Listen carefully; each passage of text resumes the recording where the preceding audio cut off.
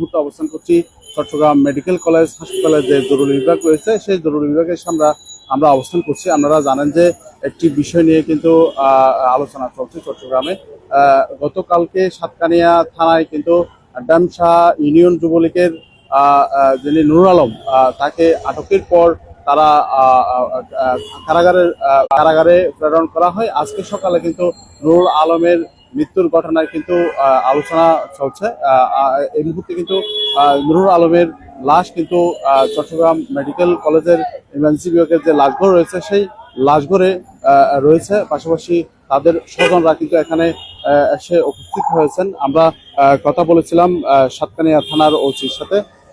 তিনি গণমাধ্যমকে জানিয়েছেন যে নুরুল আলমকে একটি বিস্ফোরক বিস্ফোরক মামলায় তাকে আটক দেখানো হয়েছে। আটকের পর আদালতের মাধ্যমে কারাগারে প্রেরণের কথা জানিয়েছে। পাশাপাশি আমরা এই মৃত্যুর ঘটনায় যেহেতু কারাগারে প্রেরণে অর্থাৎ কারাগারে থাকাকালীন যেমনটা আমাদেরকে স্বজনরা অভিযোগ করেছেন যে সকালে তারা চট্টগ্রাম মেডিকেল কলেজ হাসপাতালে এসেই তারা তার যে নুরুল আলমকে তারা মৃত্যু অবস্থায় পেয়েছে। সেই জন্য কিন্তু তারা অভিযোগ করছেন যে তারা পরিকল্পিতভাবে কিন্তু তাকে হত্যা করা হয়েছে বলে তারা বারবার অভিযোগ করছেন। পাশাপাশি আমরা এটি জানার জন্য কখন কিভাবে মৃত্যুবরণ করেছে সেই বিষয়টি জানার জন্য আমরা কিন্তু চট্টগ্রাম মেডিকেল কলেজ চট্টগ্রাম যে কেন্দ্রীয় কারাগার রয়েছে সেই কেন্দ্রীয় কারাগারের সিনিয়র জেল সুপারের সাথে আমরা কথা বলার চেষ্টা করেছিলাম। তাকে বেশ কয়েকবার ফোন দেওয়ার পরেও কিন্তু তিনি ফোনটি রিসিভ করে নেয়। অর্থাৎ চট্টগ্রাম কেন্দ্রীয় কারাগারের পক্ষ থেকে আমরা সুনির্দিষ্ট কোনো বক্তব্য পাইনি। এদিকে কিন্তু যারা তাদের স্বজনরা তারা এখানে চট্টগ্রাম মেডিকেল কলেজ হাসপাতালের সামনে অর্থাৎ যে লাশ রয়েছে ইমার্জেন্সি বিভাগে সেই লাশের যে আইনগত প্রক্রিয়া বা অন্যান্য যে কার্যক্রম সেটি সম্পন্ন করার জন্য কিন্তু তাদের স্বজনরা তার যে এলাকাবাসী তারা এখানে এসে হাজির হয়েছেন। তারা অভিযোগ করছেন যে তারা পরিকল্পিতভাবে তাকে গ্রেপ্তারের পর পরিকল্পিতভাবে হত্যার যে অভিযোগ সেটা তারা বলছেন। পাশাপাশি আমরা কারাগারের পক্ষ থেকে যেহেতু কোনো বক্তব্য পাইনি সেক্ষেত্রে সে বিষয়টি যাচাই করা আমাদের সম্ভব হয়নি। আমরা দেখতে পাচ্ছি বেশ এলাকার তাদের স্বজনরা কিন্তু এখানে এসে উপস্থিত হয়েছেন। আমরা একটু কথা বলার চেষ্টা করি। এই আপু আমি কথা বলি, কে বলবে? একটু বলে দেন এমনি আমরা তো ব্যবসায়িক আমরা জানি না বলবেন আর কি।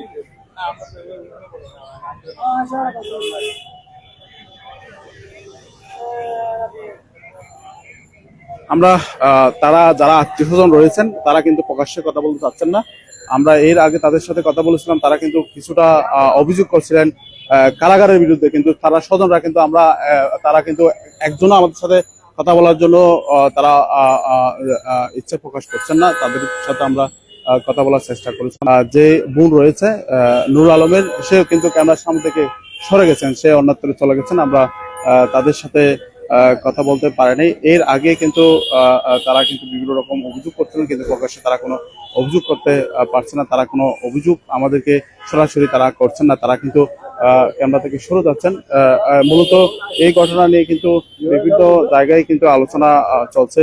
সামাজিক যোগাযোগ মাধ্যমে কিন্তু এই সমস্ত অর্থাৎ এই যুবলীগ নেতা নুরুল আলম যে মৃত্যুবরণ করেছে সেটা নিয়ে কিন্তু সামাজিক যোগাযোগ মাধ্যমে কিন্তু ইতিমধ্যে বিভিন্ন যে ব্যক্তিবর্গরা কিন্তু এটা নিয়ে আলোচনা করছেন। তারা বলছেন যে যে সময় চট্টগ্রাম যে অর্থাৎ সাতকানিয়া থানায় যখন আটকের পর সেখানে হাজতখানা রাখা হয়, সেখানে কিন্তু সে নুরুল আলম বি চিহ্ন দিয়ে একটি ছবি কিন্তু সামাজিক যোগাযোগ মাধ্যমে কিন্তু ছড়িয়ে পড়েছে। অর্থাৎ তারা বারবার বলছেন যে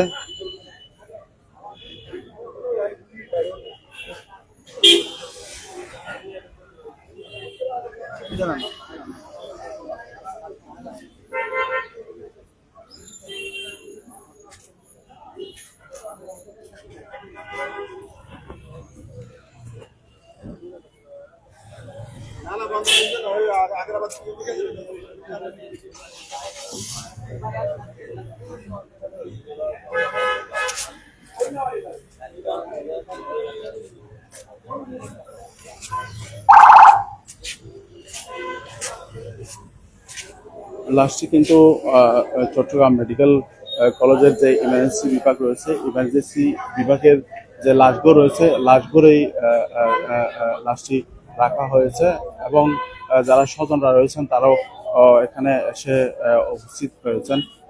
আর যে চট্টগ্রাম মেডিকেল কলেজ অর্থাৎ যে থানা সহ তাদের যে আইনগত প্রক্রিয়া সেটি শেষ করার জন্য কিন্তু অবক্রমণ রয়েছে। লাশটি কিন্তু তাদের যে লাশগুলো রয়েছে সেখানে রাখা হয়েছে, পাশাপাশি যে আইনগত প্রক্রিয়া সেটি করার জন্য তারা কিন্তু কার্যক্রম চালাচ্ছেন। আমরা দেখতে পাচ্ছি একজন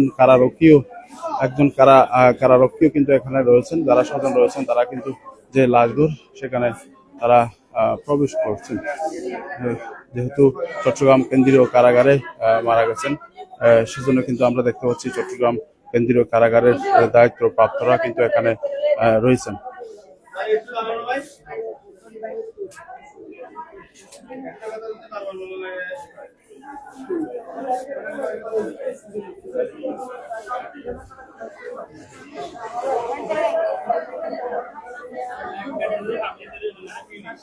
যিনি মারা গেছেন তিনি কিন্তু চট্টগ্রামের সাতকানিয়া ড্যামসা ইউনিয়নের যুবলীগের যুগ্ম আহ্বায়ক হিসাবে পদবিতে ছিলেন বলে আমরা জানতে পেরেছি। তার নাম নুরুল আলম। তাকে কিন্তু চট্টগ্রাম কলেজ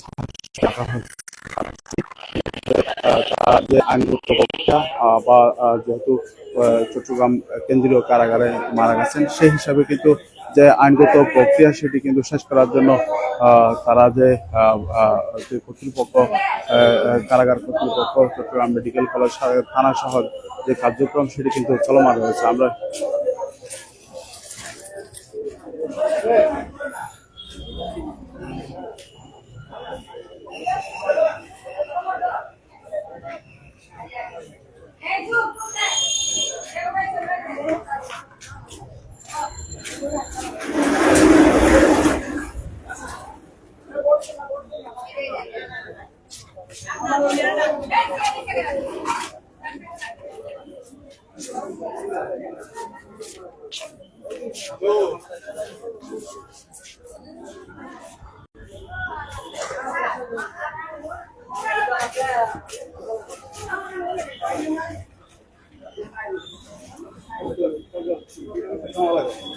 এতক্ষণ যুক্ত ছিলাম চট্টগ্রাম মেডিকেল কলেজ হাসপাতালে যে জরুরি বিভাগ রয়েছে, সেই জরুরি বিভাগে যে লাশগুলো রয়েছে সেখানে রয়েছি।